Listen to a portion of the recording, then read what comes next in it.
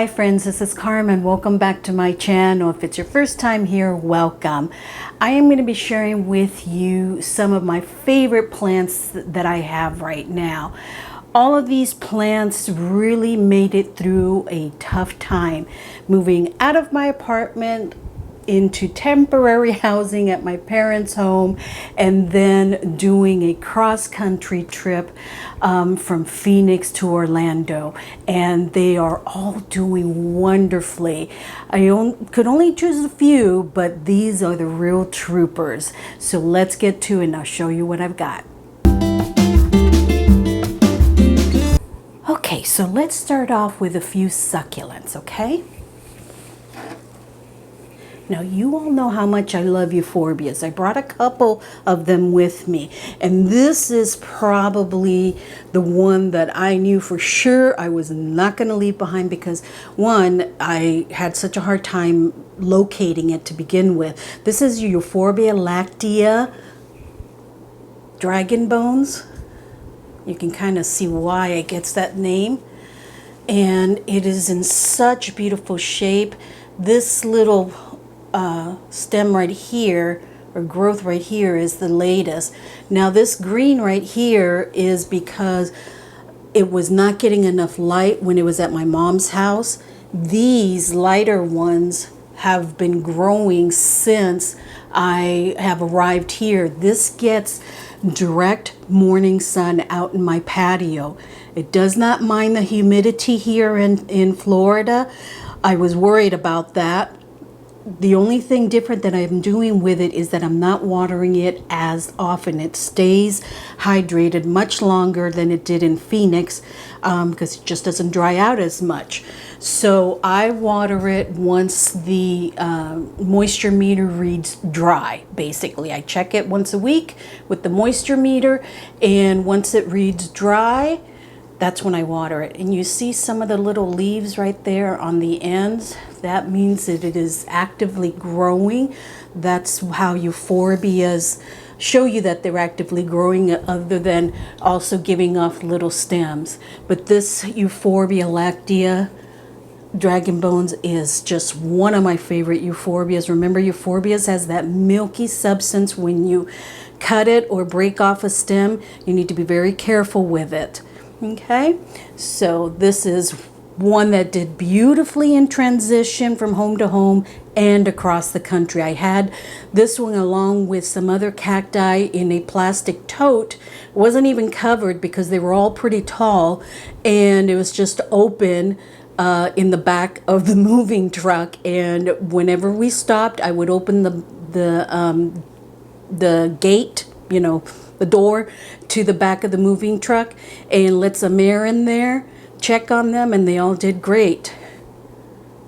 Okay, now this is a special one for me. This is my Ceropegia woodii, which is the variegated string of hearts. You may remember last year I put this heart-shaped hoop on it, and I had kind of entwined it around the hoop, the heart, and it's been growing on there. But it's also, while I was at my mom's, it started to grow even more, and I didn't, you know, keep entwining it around, and it's growing down now, so it's trailing now, and I think I'm going to leave it that way. It was not getting a whole lot of sun there at my mom's. It was getting some, but now I've moved it into my dining room where it gets morning sun, direct sun. I had it in my bedroom here, and it was reverting back to a non-variegated version. That's why it looks a little bit more green than it does the white or the pinkish hue that we love from that variegated string of hearts. So that's why I moved it into the dining room right in front of the east-facing window.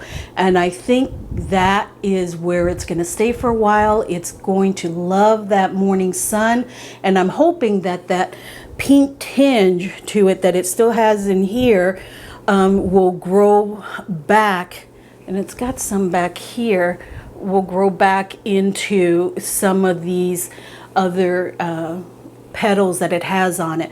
But this one was given to me by Eddie over at Plant Stand of Arizona, very dear friend of mine. And you know, I did a lot of visits there and got a lot of plants from him, but this one was gifted to me from him, and it is just doing amazing, the amount of growth that it has. And you know, it just made it without missing a beat in the move, in the transition. And I think that its newly adjusted sunlight is going to help it regain that pink tinge. Okay, this one here was on my wish list for a long time. This is the variegated, the Syngonium Albo.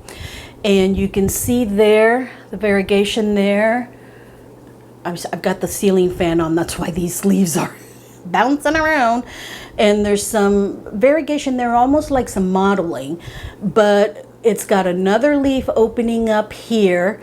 I was told by someone, I don't remember whom, exactly when, but I was informed that this plant opens a green leaf, then it opens a variegated leaf.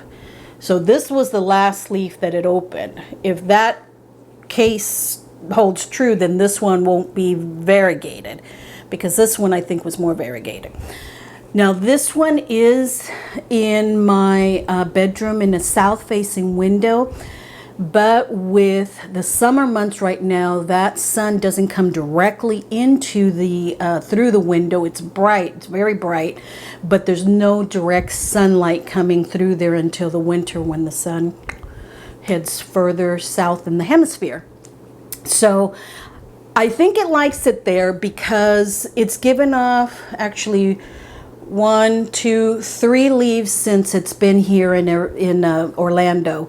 And I think that I'm going to leave it there. I don't want to put it in real direct sun because these leaves are just so thin that I don't want to burn them, and it's looking so healthy. It is on my trellis here that I got last month. It's loving that. I'll leave links below to these if you are interested. You do get a discount code on these. I'll leave all that linked below. But this one, again, it's given off 3 new leaves since we got here, and it just has not missed a beat. I'm hoping that it will be a little bit more variegated, true to its name. This one I think is really the only one left that I got from Aroid Market, which was in an Indonesian company that sent me plants when I was in Phoenix. And some of them lasted a little while and then they died off, and this is the only one left. And it had lost almost all its leaf, but it started to come back, and it's doing wonderfully here in Orlando. And I think it does love the humid environment here. Okay, so the Syngonium Albo is one of my favorites right now that I am absolutely loving. Okay, so this, you know, I couldn't go without having Hoya on here. So this is my Hoya Obovata. This was given to me by a subscriber. I'll have to look back on who exactly it was because it's been a couple of years and I can't quite remember. I've had it in this little pot here for about 2 years, and it came to me with about 3 leaves on it, right about this length here with 3 leaves. And look at how it's doing. It grew to about here while I was at my mom's, and then since we got here to Florida, it's grown these leaves. Look at what's coming in new. Let me see if I can get it here. That's coming in new, and there's more evidence of new growth up here too. And you know, this stem is really nice and tough and thick that I don't really need to put a pole on it until it gets a little bit longer. And I know that Hoyas like to be a little bit snug in their root system, so this 5-inch bowl here, which is actually not even a planting pot. I drilled a hole in this. This is just a vase, really, that I found at a thrift store, and I loved it so much. And then I drilled a hole in it, and it's been in this pot for about 2 years now. So loving it. I am not going to take it out by any means. The pot is still plenty big enough. My Hoyas are all outside, well, except for one. There's one in my bedroom, but they're all outside in the east-facing patio. They seem to love the humidity here, and it's growing like bonkers. I'm hoping that this one will bloom for me in the coming months. I have a couple of other ones there that I got from cuttings from another subscriber, the Hoya Carrii, both the green one and the variegated one, and I'll show you that one in another video, but those are doing really well also. But this one, of the Hoyas that I brought, this one is doing the very best. Incredible growth on it. The leaves are really nice and thick and big. No little leaves on this guy. So it's just doing wonderful. Hoya Obovata. Okay, so this one you've seen recently because I did a repotting video on this one.